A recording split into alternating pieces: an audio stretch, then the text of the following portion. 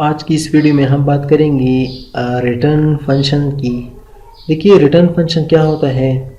हमने जो पिछली वीडियो में यहाँ पर एक फंक्शन बनाया था, यहीं पर मैंने आपको कहा था कि पैरामीटर किस तरीके से पास करते हैं और आर्गुमेंट, और ये क्या होते हैं और इसकी जो हम ये क्यों यूज़ करते हैं।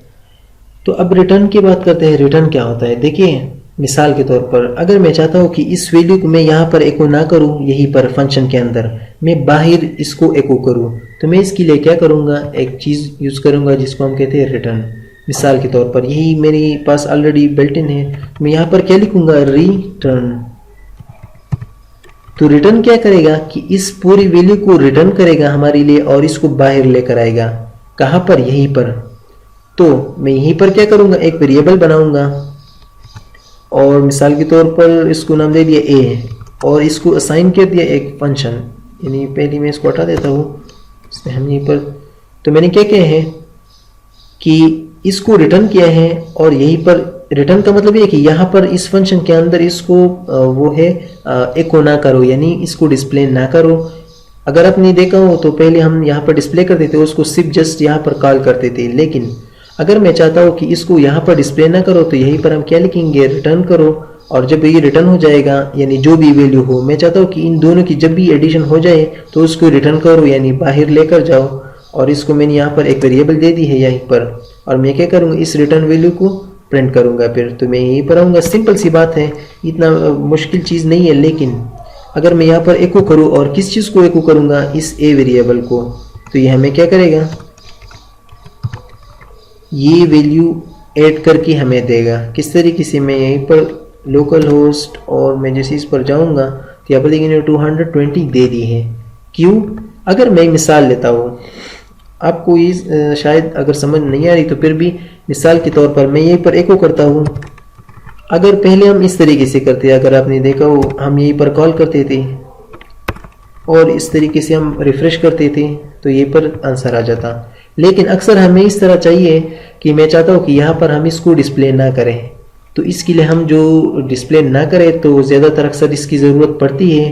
तो इसके लिए हम जो चीज़ यूज़ करते हैं उसको हम कहते हैं इसको रिटर्न करो, यानी इसको भेजो जहाँ पर आपने प्रिंट करना है, लेकिन फंक्शन के अंदर नहीं होगा। फंक्शन के अंदर का मतलब ये है कि इस कर्ली ब्रैकेट और इस कर्ली ब्रैकेट के अंदर जो भी होगा वो यहाँ पर प्रिंट नहीं होगा, उसके बाहर आप इसको फिर प्रिंट कर सकते हैं। अगर हमें बाहर प्रिंट करने के लिए चाहिए तो हम यहाँ पर क्या यूज़ करेंगे, रिटर्न यूज़ करेंगे।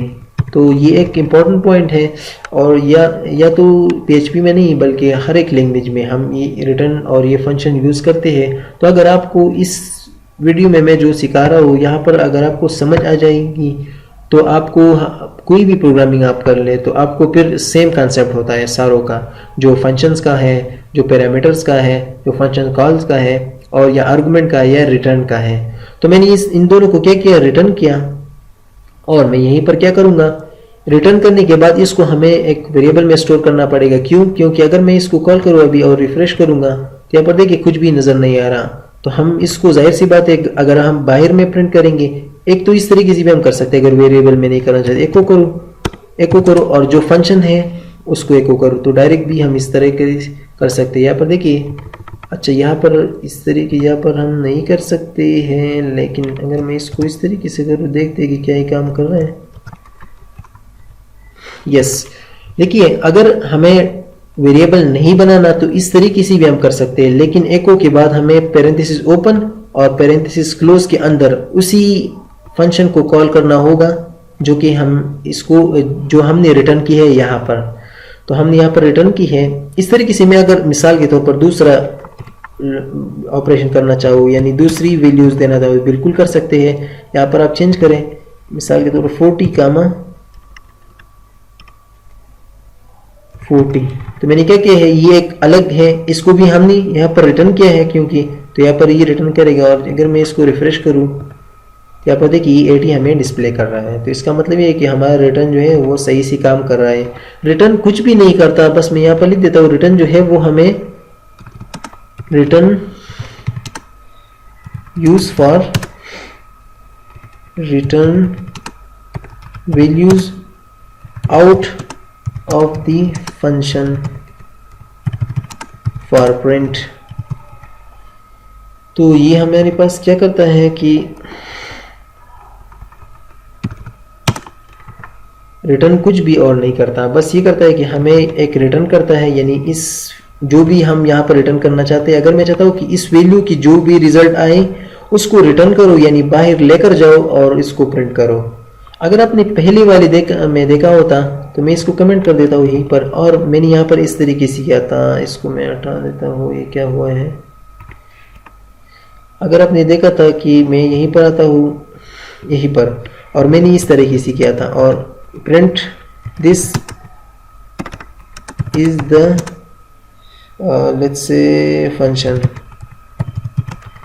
तो अगर मैं इसको कॉल करना चाहता हूँ, इसको भी मैं हटा देता हूँ, तो यहीं पर मैं क्या करूँगा, एको नहीं, एग्जाम्पल, और इसको इस तरीके से कॉल कर सकता हूँ।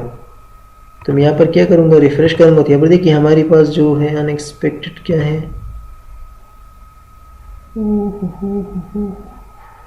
क्या हो रहा है।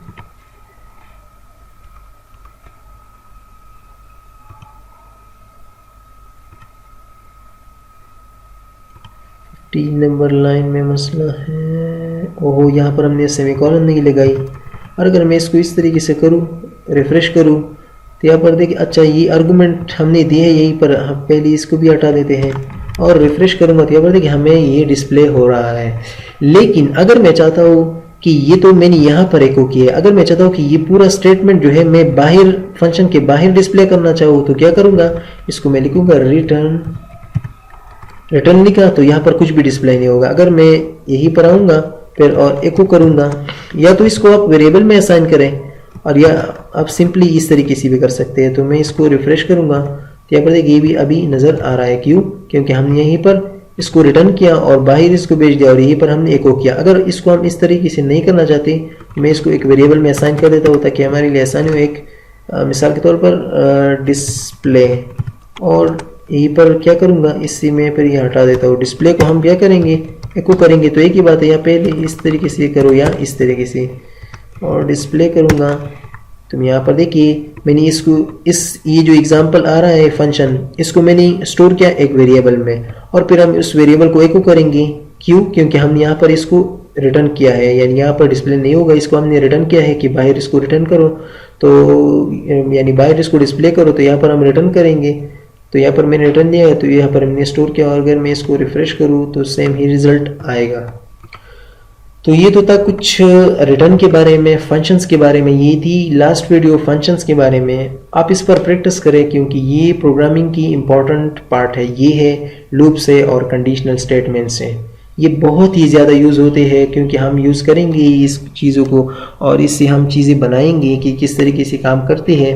उसके साथ साथ अगर आप और भी प्रोग्रामिंग करना चाहते हैं, यानी चाहे वो पाइथन हो, जावा हो, कोई भी हो, लेकिन उसके लिए आपको लाजमी है कि ये कॉन्सेप्ट भी आपका क्लियर होना चाहिए। तो इसलिए मैंने कोशिश की है कि इसको जितना सिंपल हो सके मैं आपको सिखाऊं, चाहे कोई भी कोर्स हो, वेब डेवलपमेंट के हवाले से हो या कोई और लैंग्वेजेस हो।